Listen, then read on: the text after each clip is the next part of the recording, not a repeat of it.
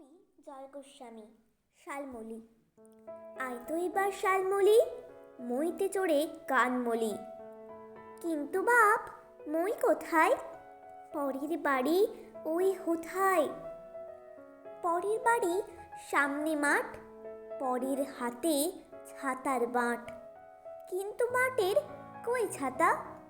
ছাতার তলায় দই পাতা, দইয়ের তলায় ঘুরছে খোল। পিছলে পড়ি, তোল রে তোল। তোলার সাধ্য নেই কারো, যাও তলিয়ে যাও আরো।